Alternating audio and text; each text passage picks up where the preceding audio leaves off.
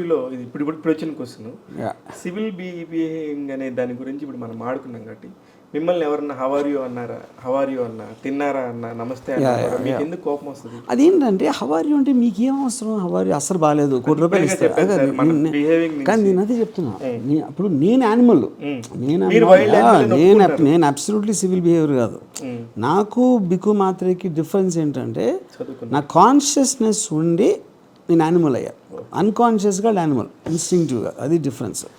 నేను యానిమల్గా అవ్వాలని నిర్ణయించుకున్నా, అది వేరు. That is conscious. ఇప్పుడు simple point, how are you అనుకోండి, అస్సలు బాగాలేదు, నాకు ₹1,00,000 ఇవ్వమంటే ఇస్తాడా? ఇవ్వడు. అలాంటప్పుడు ఎందుకు అడగటం? తిన్నారా అంటే నేను నా ఆకలి నాకు తెలియదు, అది కూడా తెలియదు నాకు అంటే అంత పెద్ద అదోనా నేను? ఇప్పుడు నువ్వు పెడుతున్నావు వచ్చి, నువ్వు పెట్టట్లేదు. సో ఇప్పుడు ఈ మధ్యన ఒక రెస్టారెంట్కి వెళ్తే నేను లంచ్ చేస్తాను అంటే హౌస్ ద ఫుడ్ సార్ అన్నాడు. నువ్వు వండేవా అన్న, లేదన్నాడు. ఈ హోటల్ నీదా అన్న, లేదన్న. అప్పుడు నీకు ఎందుకు అన్నా? ఓకే, ఇప్పుడు నేను బాగాలేదు అంటే నా బిల్లు కట్టకుండా ఇచ్చేస్తావా? అది కూడా లేదు, ఇంకెందుకు?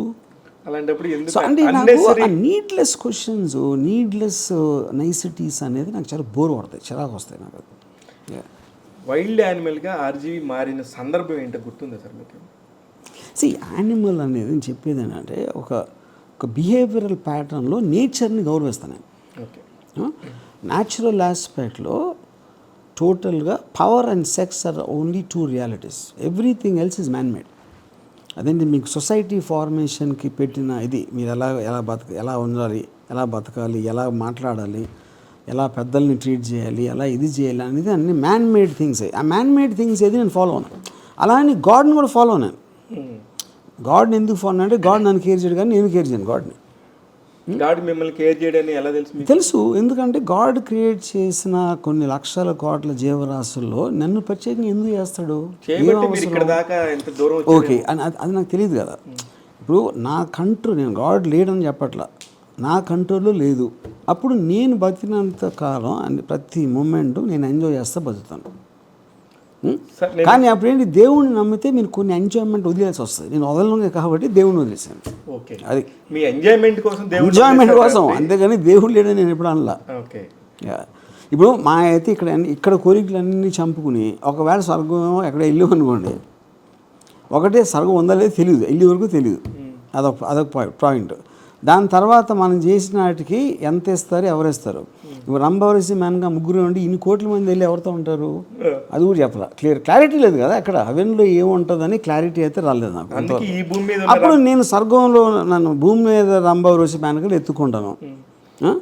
నా అమృతం బదులు నేను అమృతం అయితే ఓడకానా, విస్కీయా, లేకపోతే ఆరెంజ్ జ్యూసో తెలియదు కదా, ఏదో వేగ్ పేరు అది. సో ఆ సుఖాలన్నీ స్వర్గంలో ఉండి నేను ఇక్కడే అనుభవించేస్తాను. మహా అయితే రేపు పొద్దున నరకం ఉండదు. ఓకే, అయిపోయింది, ఇదైతే అయిపోయింది కదా ఒక పార్టు. ఇక్కడ నరకంలో ఉండి అక్కడ స్వర్గం వెళ్ళేప్పుడు ఇక్కడ స్వర్గం అనిపించి అక్కడికి వెళ్దాం, నరకం, నో ప్రాబ్లం. ఆర్జీవి అనే వ్యక్తి సినిమాల్లోకి రాకపోయింటే ఏ నైజీరియాలో ఏ ఇంజనీర్గానో స్థిరపడిపోయేవాడు. అట్లాంటి ఈ వ్యక్తి ఇటు వచ్చి ఎంతమందిని ఇబ్బంది పెడుతున్నాడు సార్? ఇప్పుడు ఇబ్బంది పడేవాళ్ళు వాళ్ళు అవుతారు, ఇంకా అది వాళ్ళ కర్మ అది.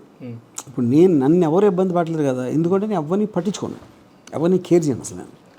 అప్పుడు అదే మెంటాలిటీ ఉండాలి. ఆ మెంటాలిటీ ఒకవేళ మీరు లేకపోతే అది మీ కర్మ, అది ఇంకేం చేస్తాం.